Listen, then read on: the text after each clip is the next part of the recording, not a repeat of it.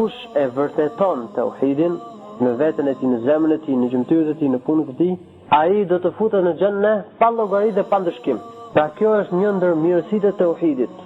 Se ai që e realizon, ai që e vërteton tauhidin, do të futet në xhennë pa llogari, pa ndëshkim.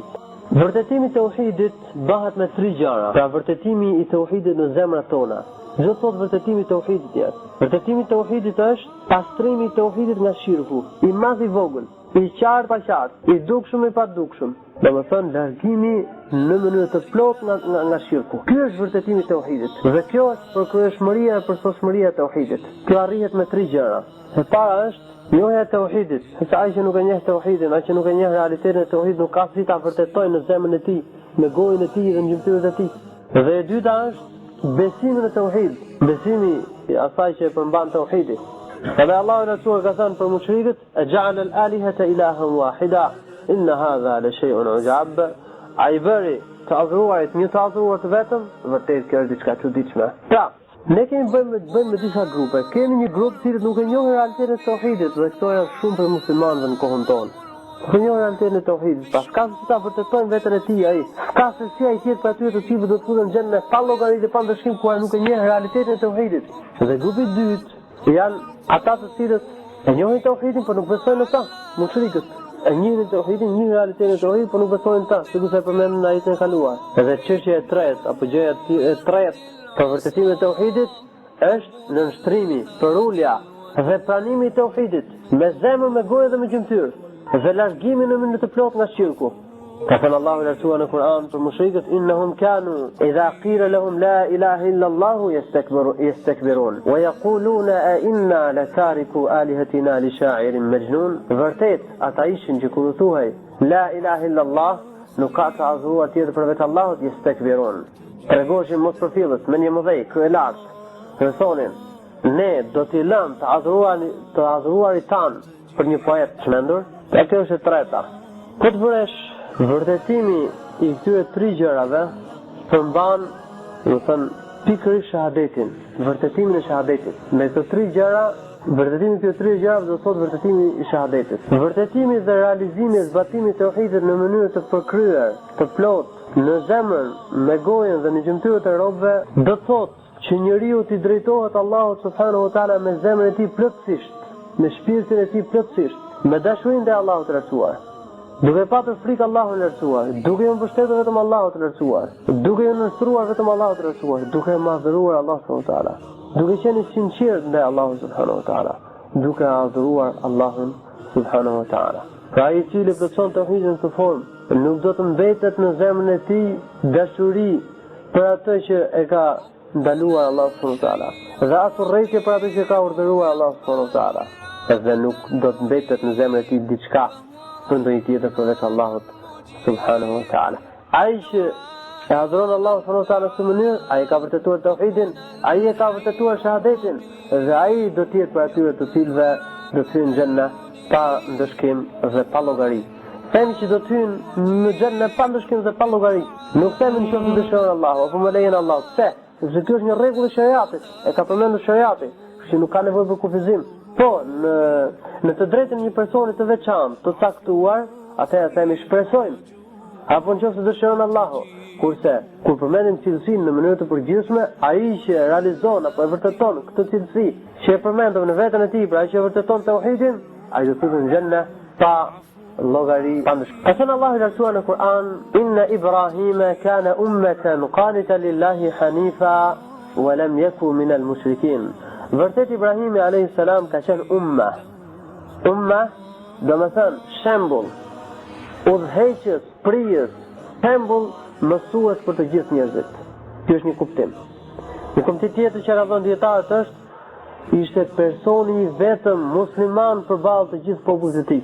Kuptimi tjetër është, për kuptimin e tretë që ka dhënë fjalës umma dietar në këtë ajet është: besimi i Ibrahimit alayhis salam është i barabartë me besimin e gjithë ummetit. Qanitan lillahi, i devotshëm adhurues i Allahut subhanahu wa taala në mënyrë të vazhdueshme. Hanifan, i distancuar, i mjanuar dhe i larguar nga shirku për në tauhid, i përvajtur tauhidit, ولم يكن من المشركين, dhe nuk ka qenë për mushrikëve. Në këtë ajet Allahu i lartësuar e ka lavdëruar Ibrahimin alayhis salam me këto cilësi të larta. Dhe arsyeja e përmendjes së këtij ajeti pikërisht në këtë temë ose në këtë kapitull është se Ibrahimi alayhis salam është lavdëruar me këto cilësi madhështore të larta të cilat tregojnë vërtetimin e tauhidit, për të nxitur njerëzit në mënyrë që të marrin për shembull Ibrahimin alayhis salam në këto cilësi të larta, që të vërtetojnë tauhidin në zemrat e tyre, në punët e tyre, dhe të jenë prej atyre të cilëve do të hyjnë në xhennë pa llogari dhe pa ndëshkim. Ashtu sikur se Ibrahimi alayhis salam do të hyjë në xhennë pa llogari dhe pa ndëshkim. Pra, në këtë ajet Allahu i lartësuar e ka cilësuar ose e ka lavdëruar Ibrahimin alayhis salam me cilësi të larta që tregojnë se ai ka vërtetuar tauhidin. Pse e ka lavdëruar? Pse e ka lavdëruar në Kur'an pikërisht? Që ne ta marrim atë për shembull, që ne ta marrim atë për prijes, që ne të ujdisemi për ta. Dhe si rrjedhoi në qoftë se do t'i vërtetojmë të cilësinë në vetvetet tona, atëherë hym në xhennë pa llogari dhe pa ndëshkim. Kush janë këto cilësi? Cilësia e parë që është lavdëruar me të Ibrahimi alayhis salam është umma. Ibrahimi alayhis salam është umma, domethënë është shembull, është mësues për gjithë njerëzin, është prijes, është udhëheqës për në të mirë, është udhëheqës për në tauhid. Se Ibrahimi alayhis salam është bërë umma, se sa i ka vërtetuar ose i ka plotësuar dhe i ka përmbushur në mënyrë të përkryer dy cilësi që njeriu ne bëjnë udhëheqës fetar. Ato janë durimi dhe bindja. Ai person i cili i përmbush këto dy gjëra, durimin dhe bindjen, ai bëhet imam fi din. Domethënë bëhet prijes, udhëheqës në fe. Ka udhëheqës në fe, të cilët udhëheqin njerëzit, të cilët janë shembull. Ato janë profetët, janë pasues të profetëve. Direkt pas profetëve janë sahabët e profetit sallallahu alaihi wasallam. Janë dietarë të këtij ummeti dhe ka njerëz në këtë kohë, të cilët kanë durim të madh dhe kanë bindje të madhe, me anë të cilave Allahu subhanahu wa taala i bën udhëheqës për njerëzit. Sikur se ka thënë Allahu i lartësuar në Kur'an: وجعلنا منهم أئمة يهدون بأمرنا لما صبروا وكانوا بآياتنا يوقنون. Ne kemi zgjedhur ose kemi nxjerrur ndërmjet tyre prisa udhëheqës kur ata duruan dhe ishin të bindur ndaj provave, fakteve, argumenteve dhe ajeteve tona. Pra, Allahu i lartësuar disa njerëz i zgjodhi dhe i bëri prisa udhëheqës në fe të njerëzve. Arsyeja kush është? Për shkak të durimit të tyre të madh dhe bindjes së tyre të madhe në fakte dhe argumente të provat Allahu të lartësuar. Ibrahimi alayhis salam i ka plotësuar këto dy gjëra, këto dy cilësi. Durimin, ai ka duruar ndaj popullit të tij, ishte njëri vetëm, i thirrri ata në rrugën e Allahut të lartësuar, i thirrri ata në tauhid, u tërhoqi vërejtja atyre, u tërhoqi vëmendjen që të largoheshin nga shirku, i përballoi të gjitha sfidat, vuajtjet, derisa e hodhën në zjarr, edhe ai nuk thau majtë së djathtas, por se ju përmbajt rrugës që të ishte udhëheqës për njerëzit. Gjithashtu kur e sprovoi Allahu subhanahu wa taala me djalin e tij, durimtar, e zbatoi urdhën e Allahut subhanahu wa taala më njëherë, pa u kthy, pa u lëkund. I tha djalit të tij: "O djali im, unë shikoj në ëndër se jam duke të therë ty, apo se urdhrohem për të therë ty." Ai çfarë tha Ismail alayhis salam? "Ya abati fa'al ma tu'mar." O baba im, bëj atë çka urdhrohesh për ta, se mua do të më ngjesh inshallah prej durimtarëve.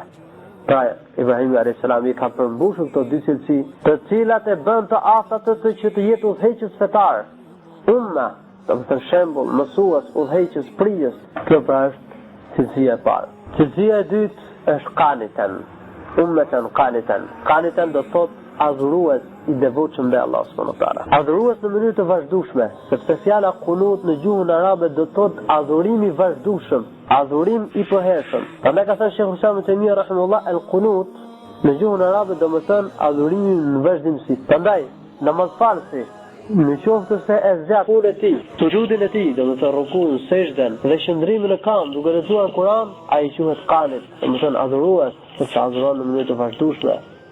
Edhe të gjatë. Qësën Allahu i lartësuar në Kur'an: "Amman huwa qanitun ana al-layli sajidan wa qa'ima yahdharu al-akhirata wa yarju rahmata rabbih qul hal yastawi alladhina ya'lamuna wal ladhina la ya'lamun innama yatadhakkaru ulul albab." Vërtet nuk është i barabartë ai i cili adhuron Allahun subhanahu wa ta'ala gjatë natës, në këmbë, në sejdë, duke patur frikë mëshkimin e Allahut të lartësuar dhe duke shpresuar mëshirën, mirësinë e Allahut të lartësuar. Nuk është i barabartë ky me atë që nuk beson, me atë që nuk i frikësohet mëshkimit të Allahut të lartësuar, me atë që nuk shpreson mirësinë e Allahut të lartësuar. Qul hal yastawi alladhina ya'lamuna wal ladhina la ya'lamun innama yatadhakkaru ulul albab.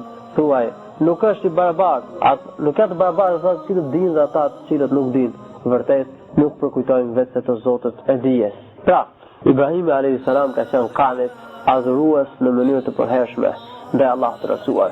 Sikur se ka thënë Allahu i lartësuar gjithashtu për të në Kur'an, inni wajjahtu wajhiya lilladhi fatara as-samawati wal arda hanifa wama ana min al-mushrikin. Unë kam kthyer fytyrën time atij që ka krijuar qiellin dhe tokën, hanifen, i mjanuar i larguar nga shirku, dhe unë nuk jam prej mushrikëve, politeistëve. Në këto dy cilësi tregojnë për dy gjëra, të cilat kush i përmbush, ai e vërteton adhurimin ndaj Allahut subhanahu wa taala në gradën më të lartë, më të përkryer. E para është vërtetimi i dijes dhe i punës. E këto e ka realizuar Ibrahim alayhis salam. Dhe e dyta është davja, durimi dhe përmbajtja e kësaj rruge, që të gjitha këto i ka plotësuar Ibrahim alayhis salam. Këto janë përmendur në fjalën e Allahut të lartësuar: "Wa man ahsanu qawlan mimman da'a ila Allahi wa 'amila salihan wa qala innani minal muslimin." Nuk ka thënie më të mirë të atij i cili thret në rrugën e Allahut të lartësuar, mimman da'a ila Allah. Punon punë të mira dhe thotë unë jam për muslimanëve. Ta nuk ka më të mirë se thënia e tij, se vepra e tij, se puna e tij. Këtu përfshin dijen, punën, davën, xhihadin, sakrificën dhe përmbajtjen e rrugës. E këto i kishte përmbushur Ibrahimi alayhis salam. Këto e bën të aftë që të ishte udhëheqës për mbar njerëzit. Cilësia e tretë që është lavdruar me të Ibrahimi alayhis salam në këtë ajet është hanifen. Hanifen, do me thënë, i larguar nga të gjitha llojet e shirkut për në tauhid. Do me thënë, që i përmbahet në mënyrë të drejtë tauhidit dhe është i larguar, i distancuar nga të gjitha llojet e shirkut. Sikur se ka thënë Allahu i lartësuar në Kur'an, kur Ibrahim alayhis salam i tha popullit të tij, inni wajjahtu wajhiya lilladhi fatara as-samawati wal arda hanifa wama ana min al-mushrikin.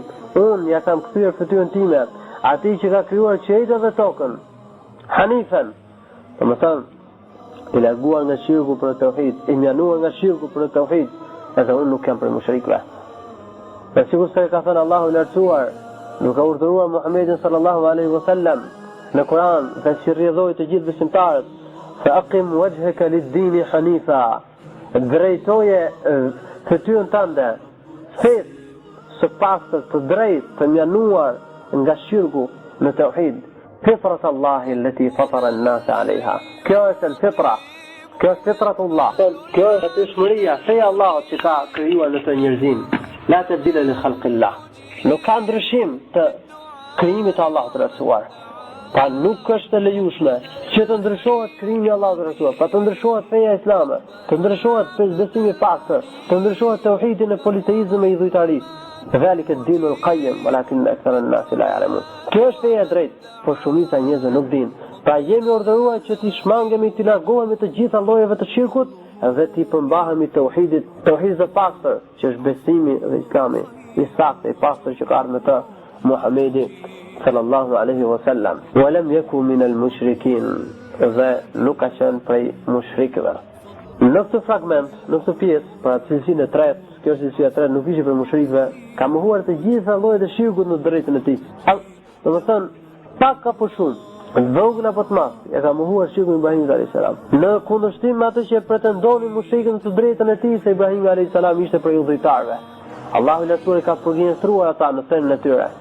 Dhe ka lajmëruar, ka deklaruar në këtë ajet se Ibrahim alayhis salam nuk ishte përzierë me shirk, nuk ishte prej udhëtarëve, nuk i ka bërë shok Allahut të lartësuar, por se e ka vërtetuar tauhidin në mënyrë të përkryer, të përsosur, të plotë. Ai i cili e përmbush të cilësi që i tham, ai futet në xhenna pa llogari dhe pa ndryshim. Largimi nga tauhidi sigurisht se vjen e përgjithshme të shirkut, që përfshin shirkun e madh dhe të vogël, që përfshin edhe mëkatet që futen, që janë pjesë të shirkut, sikur kemi sqaruar. Që njeriu të vërtetojnë tauhidin në mënyrë të plotë dhe të përkryer, do të largohet edhe mëkateve. Që të jetë për aty të cilëve do të futen në xhenna pa llogari dhe pa ndryshim, do të largohet mëkateve. Nuk bëhet fjalë që njeriu mos veprojë asnjë mëkat, sepse kjo është e pamundur. Përse qëllimi është Në qoftë se vepron mëkat të kthehet të pendohet më njëherë tek Allahu i lartësuar. Dhe mos të vazhdojnë veprimin e mëkateve. Sikur se ka thënë Allahu i lartësuar në Kur'an: "Wallazina idha fa'alu fahishatan aw zalamu anfusahum dhakaru Allaha fastaghfiru li dhunubihim wa man yaghfiru dhunuba illa Allah." Dhe ata të cilët në qoftë se do të veprojnë në fund të shëmtuar në një mëkat, apo do t'i bëjnë padrejti vetëve të tyre, përmendin Allahun e lartësuar. Edhe i kërkojnë falje Allahut të lartësuar për mëkatet e tyre, duke ditur se nuk ka kush tjetër që i fal mëkatet përveç Allahut të lartësuar. Dhe nuk vazhdojnë ato gabime që i veprojnë. Nuk këmbgulin në gabimet që i veprojnë.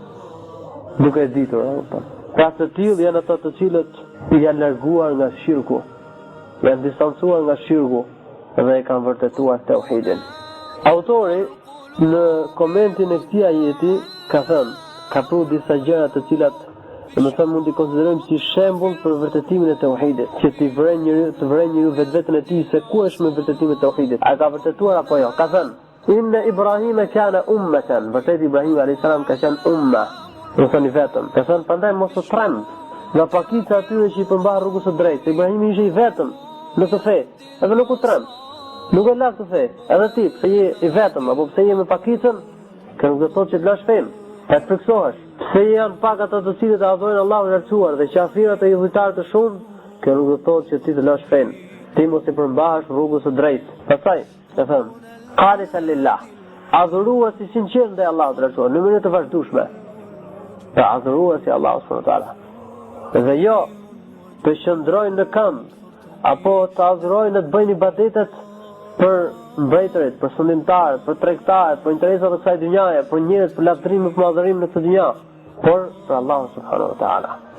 Hanifen, i distancuar, i mjanuar nga shirku për tauhidin, për mbajtjen e tauhidit.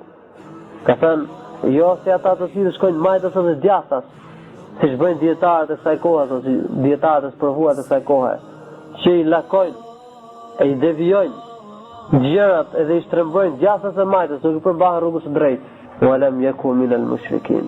Edhe nuk ka qenë për mushrikëve. Pa nuk ka qenë si shumica atyre të cilëve mendojnë se i përkasin ummetit islam dhe nuk e njohin realitetin e tauhidit. Nuk e njohin ç'është shirku, ç'është tauhidi. Çdo thotë me u larguar shirku, çka është idhujtaria, nuk e njohin gjë të tillë.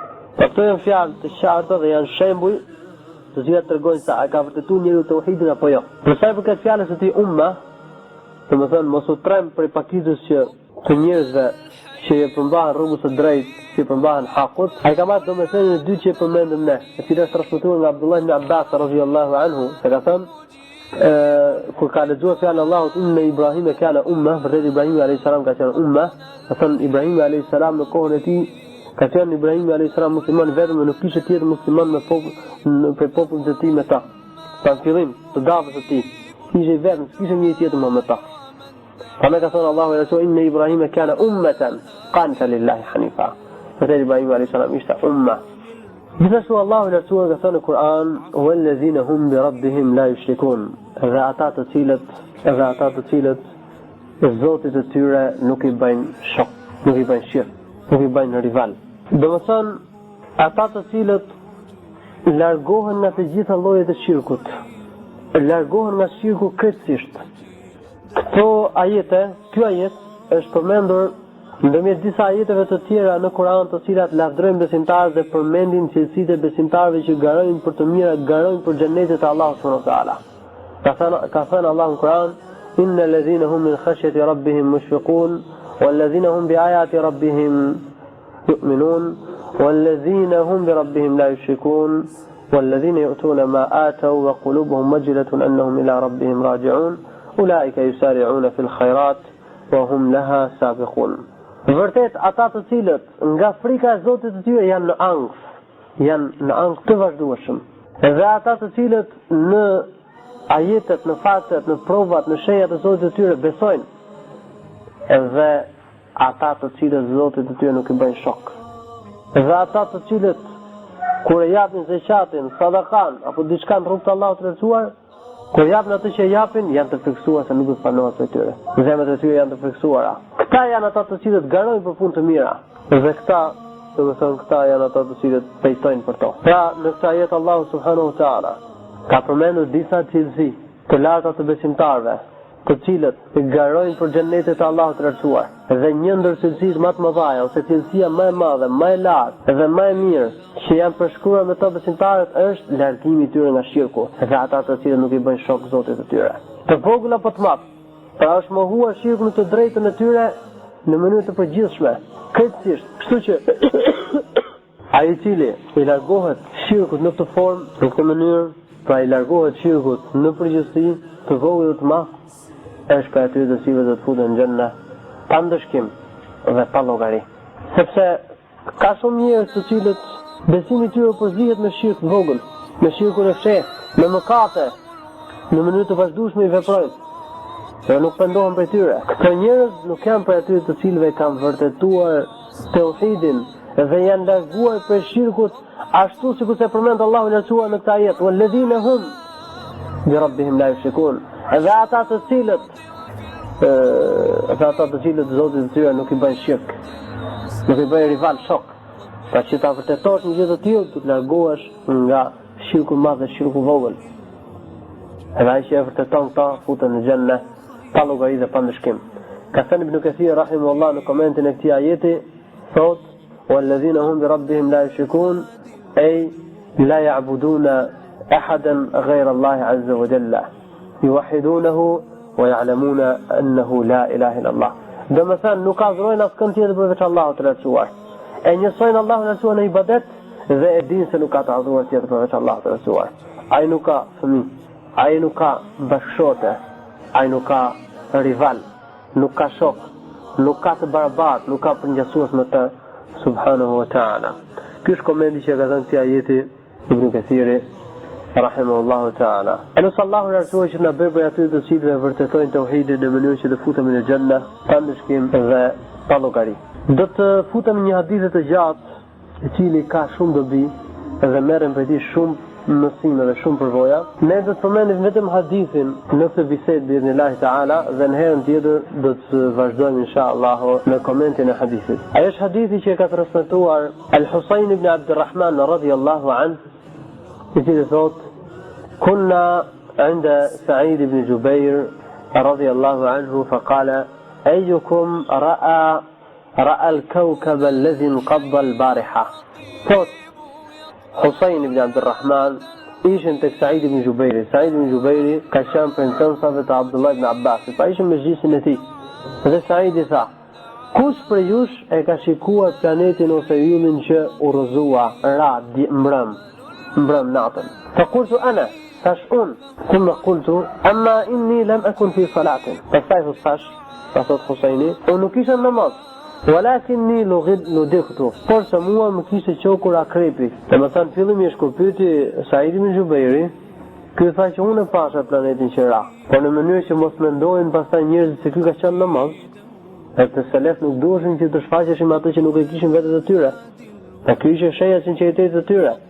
Nuk shfaqen, nuk publikojnë diçka që nuk kishte realitet në vetë të tyre. Prandaj tha, unë nuk kam qenë namaz, por se më kishte qokur akrepi.